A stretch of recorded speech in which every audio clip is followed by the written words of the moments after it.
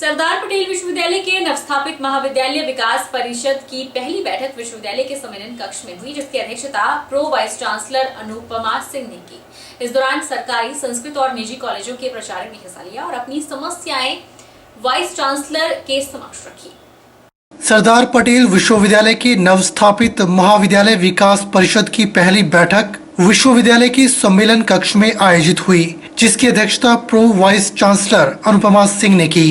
सरदार पटेल विश्वविद्यालय की pro vice chancellor professor Anupama Singh ने बताया कि एसपीयू के अंतर्गत 5 जिला के 118 कॉलेज आते हैं।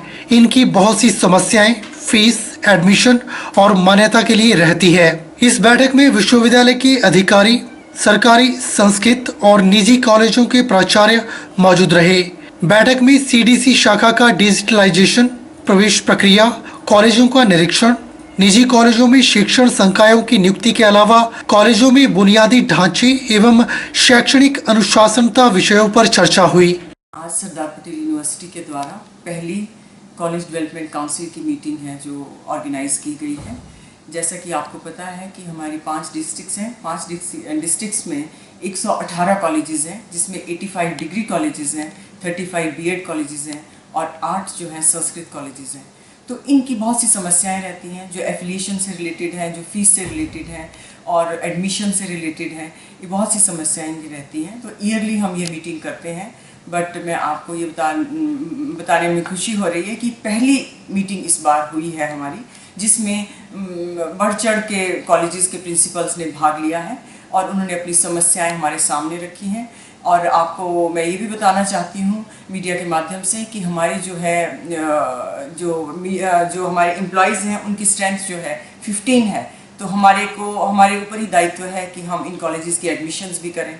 तो अब फर्स्ट ईयर में हमारे अबाउट 35,000 जो हैं स्टूडेंट्स हैं और उनके एडमिशन्स के लिए और उनको रेगुलराइजेशन के लिए हमने ऑनलाइन इस बार एडमिशन्स करी हैं। पीजी की भी एडमिशन्स हम ऑनलाइन ही कर रहे हैं और इसी के बारे में उनको ब्रीफिंग देनी थी कि कैसे ये सारा प्रोसेस आगे होने जा रहा है। सरदार पटेल विश्वविद्यालय की pro vice chancellor professor Anupama Singh ने बताया कि सरदार पटेल विश्वविद्यालय में ऑनलाइन काउंसलिंग की प्रक्रिया शुरू कर दी है।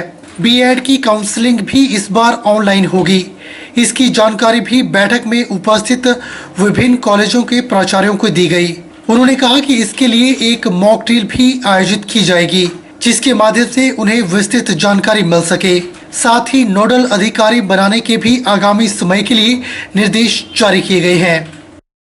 तो ऑनलाइन एडमिशन एक प्रक्रिया है जिसे हम पहली बार, थोड़ी जटिल है लेकिन इसको हम पहली बार अडॉप्ट करने जा रहे हैं सरदार पटेल यूनिवर्सिटी के द्वारा।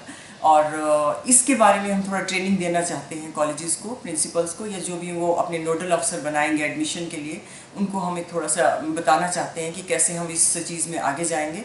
तो हो सकता है कि 3rd वीक ऑफ जुलाई में हम ये अपनी प्रक्रिया शुरू करें। तो उससे पहले हम उनको जो एक ज़रूरी इन्फॉर्मेशन होती है, एक इन्फॉर्मेशन शेयरिंग होती है, उसके लिए हमने ये जो है आज मीटिंग रखी थी। पंचायतों का समग्र विकास सुनिश्चित हो सके, इसके लिए पंचायत डेवलपमेंट प्रोग्राम चलाया गया है, जिसका उचित क्रियान्वयन हो और पंचायतों का समग्र विकास सुनिश्चित हो। जिला परिषद सभागार में जिला परिषद अध्यक्ष की अध्यक्षता में एक बैठक आयोजित हुई। प्रदेश में स्वास्थ्य विभाग में राष्ट्रीय स्वास्थ्य मिशन के तहत पिछले लगभग 24 वर्षों से लगभग 2000 कर्मचारी काम कर रहे हैं विभिन्न पदों पर, लेकिन किसी भी सरकार द्वारा हमारे कर्मचारियों के लिए नियमितीकरण की कोई स्थायी नीति नहीं बनाई गई है। जो वर्तमान प्रदेश सरकार जैसे ही सत्ता संभाली, हमारा जो एसोसिएशन है उन्होंने इलेक्शन से पहले भी और इलेक्शन के बाद माननीय मुख्यमंत्री, स्वास्थ्य मंत्री और उप मुख्यमंत्री को अपने नियमित के लिए आग्रह किया, जिसमें उन्होंने हमें 3 से 4 महीने का जो नियमित पॉलिसी बनाने का जो है आश्वासन दिया था। और वो जो उन्होंने विभाग से उसके बारे में जो रिकमेंडेशन भी मांगी थी, लेकिन विभाग की तरफ से अभी तक वो उस फाइल जो है वो फाइल प्रेषित नहीं की गई आगे। तो उसके उपलक्ष्य पर हमने लास्ट टाइम NHM परिवार विधायक के द्वारा की मुहिम भी चलाई। उसमें भी विभिन्न विधायकों को हमने नियमित के लिए अपना सेव करने की बात करी, लेकिन अभी तक उसके ऊपर हमारा जो एक सकारात्मक निर्णय नहीं हो पाया है। तो माननीय मुख्यमंत्री से मेरा आपके माध्यम से आग्रह है कि जो आगामी जो 15 अगस्त आ रही है अभी, इसमें हमारे लिए नियमित की जो घोषणा करें और जो जिस तरह से ओपीएस जैसा मतलब उन्होंने इतना बड़ा काम किया है, हमारे लिए भी उसको नियमित की पॉलिसी का उसमें घोषणा करें और हमारे कर्मचारियों को इस बार अच्छे से स्वतंत्रता दिवस मनाने की जो है मतलब मौका दें। आर्थिक तंगी से जूझ रहे परिवारों के लिए यूएस में रह रहे अभिषेक गुप्ता मसीहा से कम नहीं है। मंदिर जिला के बल्कि चंडियाल पंचायत के गांव चंडियाल के निवासी सोमदत्त को अभिषेक गुप्ता ने 10,000 की आर्थिक मदद दी है, जिसे उड़ान संस्था ने परिवार तक पहुंचाया। वहीं उड़ान संस्था ने रिवाल्सर के संजय को 40,000 की मदद की। आर्थिक तंगी से जूझ रहे परिवारों के लिए यूएस में रह रहे अभिषेक गुप्ता मसीहा से कम नहीं है। उड़ान इंडिया ने मंदिर जिला के बल्कि चंडियाल पंचायत के गांव चंडियाल के निवासी सोमदत्त को आर्थिक मदद दी है। यह आर्थिक मदद यूएसए में रह रहे अभिषेक गुप्ता ने दी, जिसे उड़ान संस्था ने सोमदत्त तक पहुंचाया। अभिषेक गुप्ता हिमाचल के सोलन के रहने वाले हैं। सोमदत्त लगभग 60 साल के हैं और खेती-बाड़ी करते हैं। उनका एक लड़का है जो बीमार रहता है। आर्थिक तंगी से जूझ रहे इस परिवार की हालत इतनी खस्ता है कि आज भी दिए के सहारे परिवार रातें गुजारता है। यहाँ बिजली तक का कनेक्शन नहीं है। घर लोगों द्वारा दी जा रही मदद की राशि से बनाया जा रहा है। सोमदत्त का परिवार एक ही कमरे में खाना भी बनाता है और वहीं सोता भी है। दयनीय हालत में जिंदगी गुजार रहे परिवार के लिए उड़ान संस्था ने मदद का हाथ बढ़ाते हुए 10,000 की राशि दी है। अभिषेक ने आगे भी परिवार की मदद करने की बात कही है। अभिषेक गुप्ता उड़ान इंडिया से जुड़े हैं और वे पहले भी गरीब परिवारों की मदद कर चुके हैं। वहीं उड़ान संस्था ने रिवाल्सर के निवासी संजय की भी मदद की है। सार्कोइडोसिस जैसी गंभीर बीमारी से संजय जूझ रहे हैं। इसकी वजह से इनके पूरे शरीर में और फेफड़ों में गांठें बन गई हैं, जिसका ऑपरेशन होना है और ऑपरेशन के लिए 4 लाख का खर्चा आएगा। संजय की पारिवारिक आर्थिक स्थिति ठीक नहीं है। उधर उड़ान संस्था एमडी हर्ष ठाकुर, फाउंडर मेंबर गगनेश कुमार, सुभाष आहलूवालिया, जितेंद्र ठाकुर ने उन्हें ये चेक प्रदान किया। पुलिस ने 6,61,000 रुपए की ड्रग मनी बरामद की है। एसपी अशोक रथ ने फोन पर बताया कि 1 जुलाई को धारा 21, 29, 61 एनडीपीएस एक्ट के तहत किरण कुमार से 19.67 ग्राम हेरोइन और 29,000 रुपए की राशि बरामद हुई थी। उसी कड़ी के चलते आज पुलिस थाना नूरपुर के विशेष दल और कांगड़ा पुलिस के दल द्वारा संयुक्त कार्रवाई अमल में लाते हुए आरोपी के घर में छापेमारी कर 6,61,000 रुपए की ड्रग मनी बरामद की है और आगे की कार्रवाई जारी है।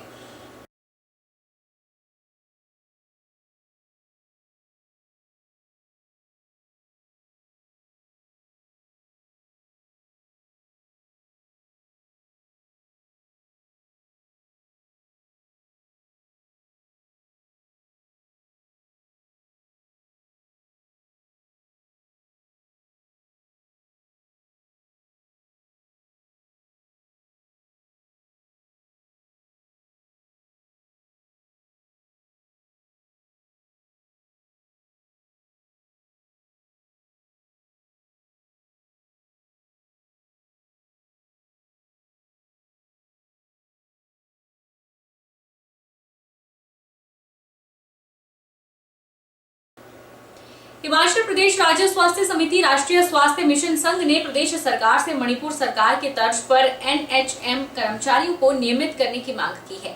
बिना नियमितीकरण के कारण एनएचएम कर्मचारी किसी वित्तीय लाभ के अपने पदों से रिटायर हो रहे हैं, जिससे इस वर्ग के कर्मचारियों में भारी रोष है। राज महाजन ने मुख्यमंत्री और स्वास्थ्य मंत्री से आग्रह किया है कि 15 अगस्त को इन कर्मचारियों के लिए स्थायी नीति की घोषणा कर सही मायने में स्वतंत्रता दिवस मनाने का अवसर प्रदान करें। जिला परिषद सभागार में जिला परिषद अध्यक्ष रमेश ठाकुर की अध्यक्षता में बैठक हुई, जिसमें जिला परिषद सदस्यों सहित बीडीओ और अन्य विभागों के अधिकारियों ने भाग लिया। पंचायत स्तर पर किस तरह से केंद्र और प्रदेश सरकार की जन कल्याणकारी योजनाओं को पहुंचाया जाए और उसका लाभ ग्रामीण लोगों को मिल सके, इस पर चर्चा हुई। रमेश ठाकुर ने बताया कि पंचायत डेवलपमेंट प्रोग्राम का सही से क्रियान्वयन हो, इसके लिए एक बैठक का आयोजन हुआ ताकि पंचायत प्रतिनिधि अपनी पंचायतों में लोगों के कार्य करवा सकें।